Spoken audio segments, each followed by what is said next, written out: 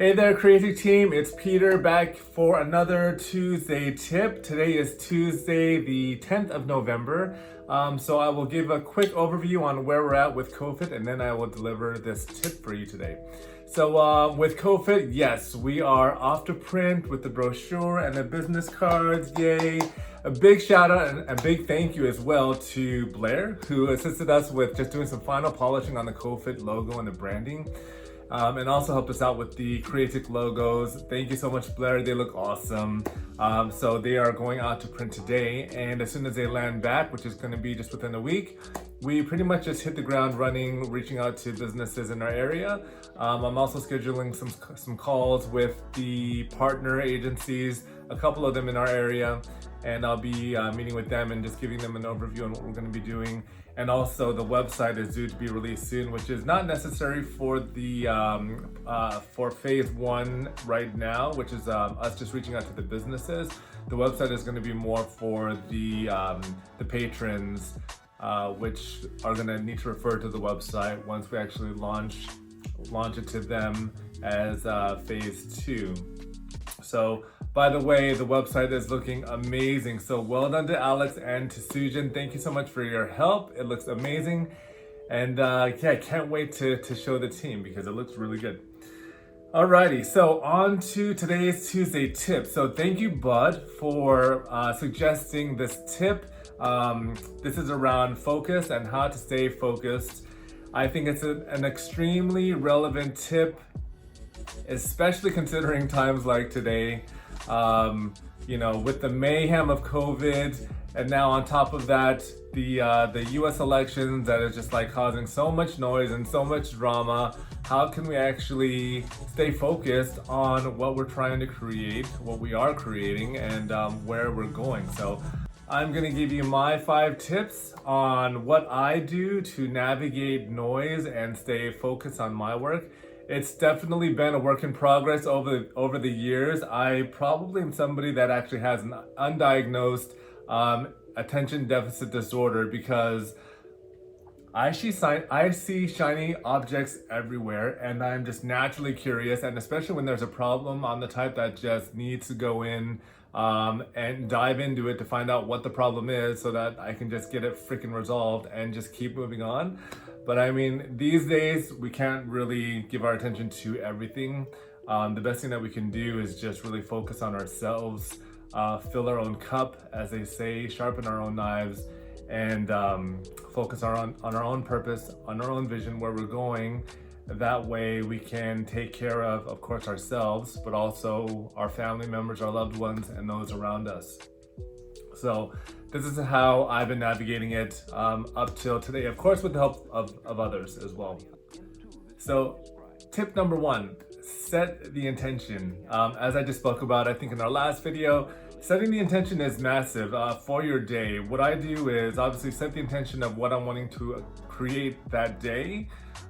In this case, my intention is on, aside from my day-to-day work of supporting the clients, is on COVID, because I want to make sure that we're launching this initiative. Alongside of setting the intention for the day, what I do is I set 3 goals that I want to achieve every single day.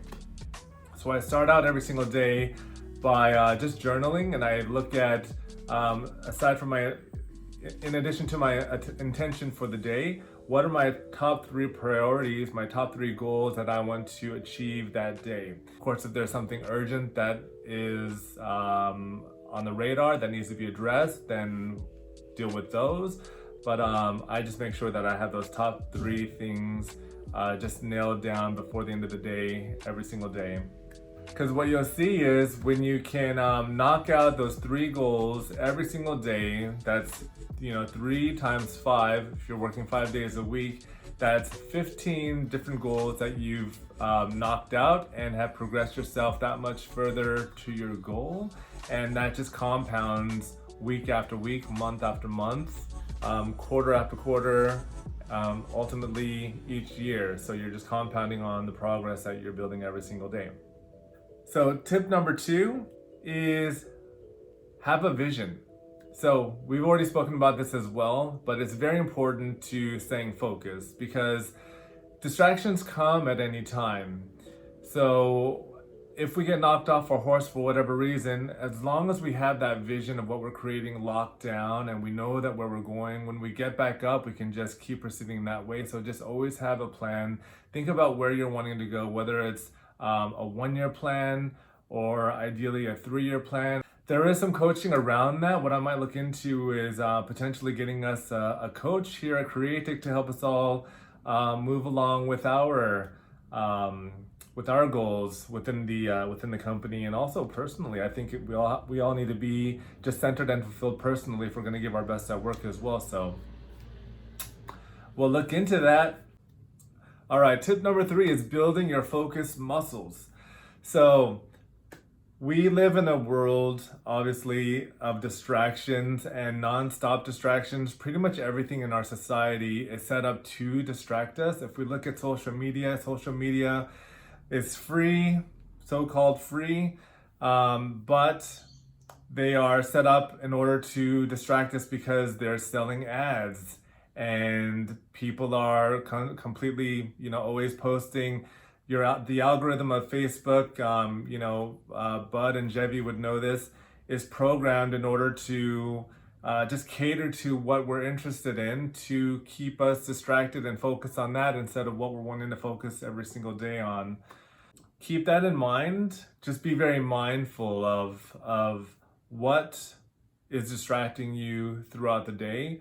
When I was doing some time management work, what I would do was just write down, I went for about 2 weeks writing down exactly what I was working on, and I was just being very honest in that writing. And that way I can see how I was spending my time and where it was going, and that helped me to refine how I would spend my time in the future. So you could do the same. You can document how you're spending your time, or you can just document, just make a list of what is it that is distracting you, what is it that is causing us to lose focus, and that way we can learn from those by creating just opportunities to revert to instead. Okay, so once you have an idea about what's distracting you, then you're going to be ready to start minimizing those distractions, and I will talk about that in the next step. In the meantime, though, as I say, to build your focus muscles, doing things like mindfulness activities, whether that's meditation, which I love doing, painting, things that require focus and concentration. Aside from electronics, I would highly recommend they not be electronic. We all love our Netflix and our iPhones and so on, but those in itself are set up to distract us in their own ways as well. They can definitely they can be used in the right way, or we can actually end up being used by those technologies. So we need to be really mindful on how we're going about that. But yeah, doing things like meditation, painting, just swimming, walking, and the longer that we can go for doing each one of those activities, the longer that we can just train our brain to just get used to just peace and just calmness, and not having to have so much stimulation, which can cause us to essentially be addicted to dopamine. And when we're addicted to the dopamine, what then happens is we are basically looking for our next fix, which comes through distraction. So flex those focus muscles indeed. Step 4. So step 4 is minimize the distractions. So this is one of my favorite things to do because I'm just a strong lover of peace. I love peace. So what I do personally, and I know not everybody would be may be able to do this, but I leave my phone in perpetual do not disturb mode. The reason why is because, first of all, when did it become normal for anybody to have access to us at any given time? I grew up in the 80s, and we obviously didn't have cell phones back then, which means that we didn't have constant notifications and calls just coming in unannounced. It reminds me of somebody just turning up at your door unannounced at any time. So I take it upon myself to just leave my phone in perpetual do not disturb mode. I leave it just out of arm's length, and then I will just do what I need to do, and then I will just go and check my phone every now and then just to see if I've missed any kind of calls or important notifications and so on. And that way I'm using my phone and my phone is not using me. If you're not able to keep your phone in perpetual do not disturb mode, what I suggest is at least turning off, keeping it in do not disturb mode at really important times like when you're sleeping, so that you can have a peaceful night's sleep, because if you're not rested, you're going to be even more irritable the next day, and then be even less productive and lose focus. Another thing that I highly recommend as well, either way, is to schedule in some power hours into your diary, Monday through Friday. At least block off maybe 2 hours or 3 hours if you can, to really focus on those top 3 key items that I mentioned before, that you want to get completed every single day. That's a big help, because what that does is that just allows you just the peace and the space that you need in order to move your goals along, because you want to keep moving forward with your personal goals, with any of your goals, while still completing any kind of work that you need to do in the meantime. And tip number 5, treat yourself. Treat yourself.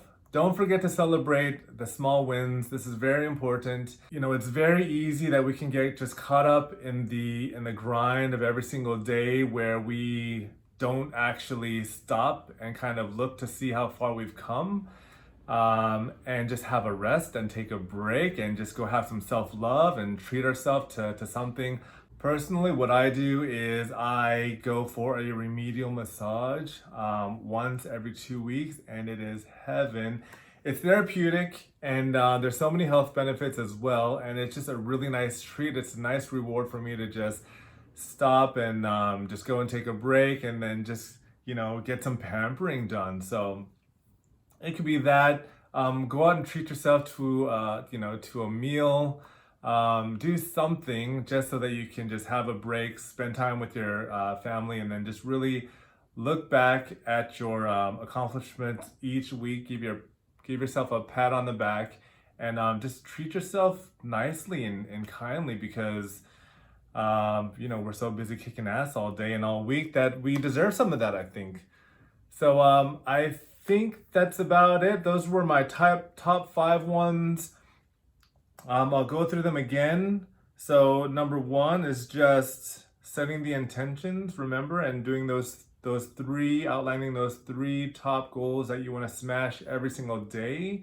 Tip number 2 was having a vision, and that way you can always just keep in mind where you're going every single day. No matter what happens, you fall off your horse, you can get right back up and then just keep riding into the sunset. Tip number 3 was building your focus muscles, and just making sure that you're doing some kind of mindfulness, so that you can, first of all, just work on expanding that concentration, so that you can have more focus throughout the day, and really just being aware of what's distracting you as well. That way you can combat them by doing step number 4. And step number 4 is minimizing those distractions, whether that's just putting your phone in do not disturb, or just putting yourself into a quiet place to get through those power hours for your day.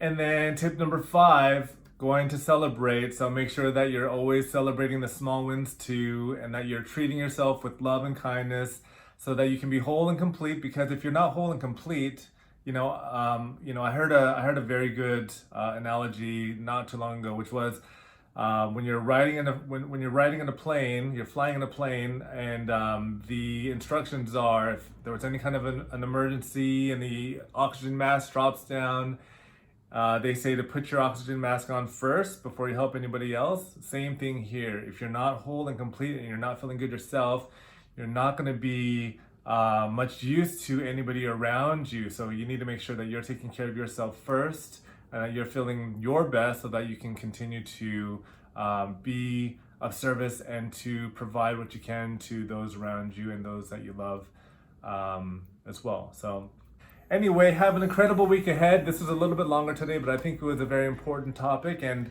if you do have any ideas of any topics that you'd like to talk about or have me cover, because personal development is definitely a passion of mine. I pretty much like to just continue learning information on how we can just optimize ourselves. So that's pretty much my go-to as opposed to Netflix. So feel free to drop any kind of suggestions of topics we'd like to cover or that you'd like me to cover, or send me a message if you'd like to privately, and we will cover them. That'd actually be a very good idea because I do need some help coming up with some topics now.